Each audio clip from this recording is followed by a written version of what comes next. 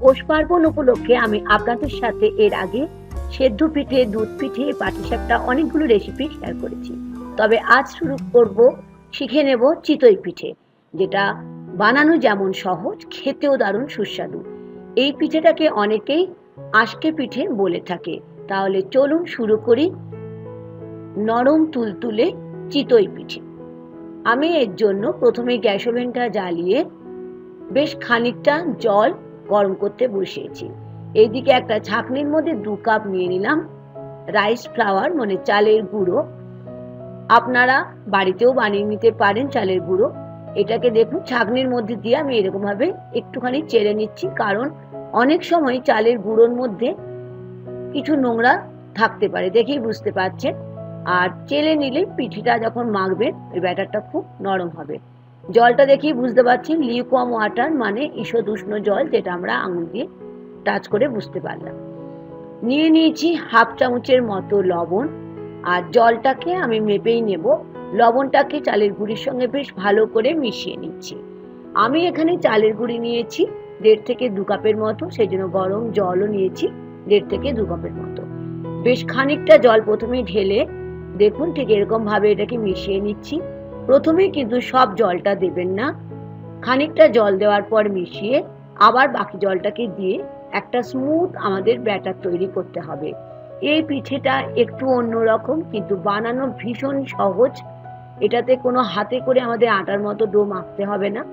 আবারও একটু আমি জল দিয়ে দেখুন ব্যাটারটাকে আর একটু লিকুইড করে নিলাম। এটা খুব তরলও হবে না, আবার খুব মোটাও হবে না। দেখেই বুঝতে পারছেন কনসিস্টেন্সিটা কিরকম হয়েছে।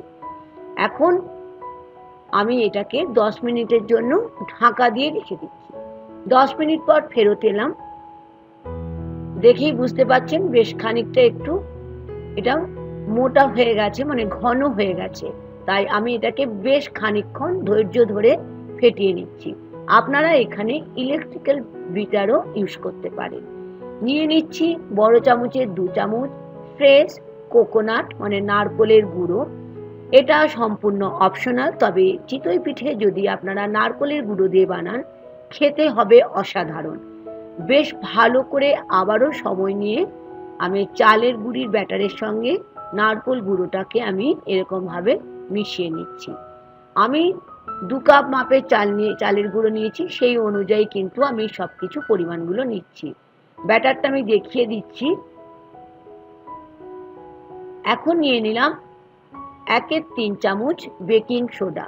এটা খুবই একটা ইম্পর্টেন্ট উপকরণ। এটা নিলেই তবেই চিতই পিঠেগুলো, মানে আঁশকে পিঠেগুলো একদম নরম তুলতুলে ফুলো ফুলো তৈরি হবে।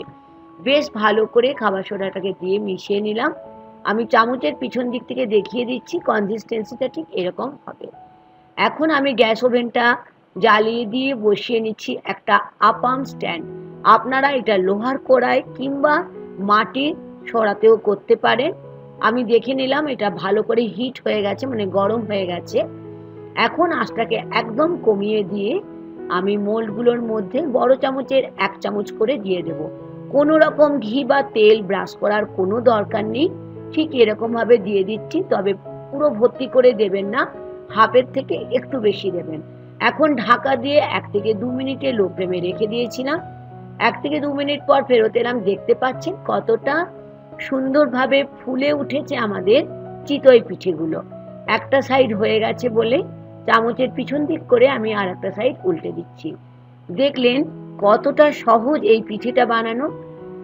শীতকাল চলে যাওয়ার আগেই বন্ধুরা আমার অনুরোধ থাকলো একবার চিতই পিঠে বাড়িতে বানিয়ে খান এবং সকলকেই খাওয়ান।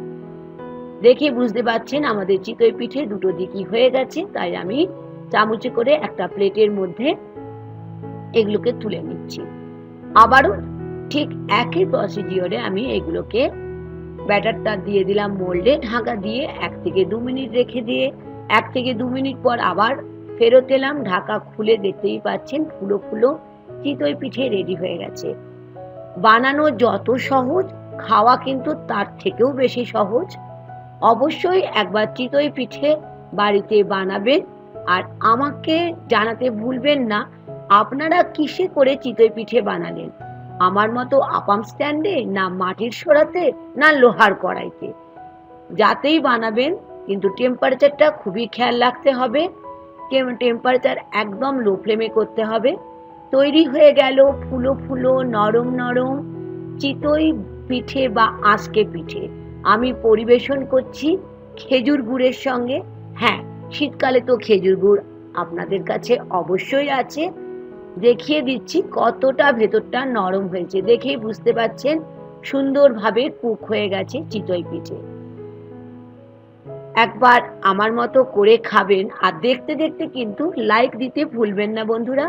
নতুন বন্ধু হলে কুকিং উইথ মুনমুনের সঙ্গে থাকার অনুরোধ থাকলো।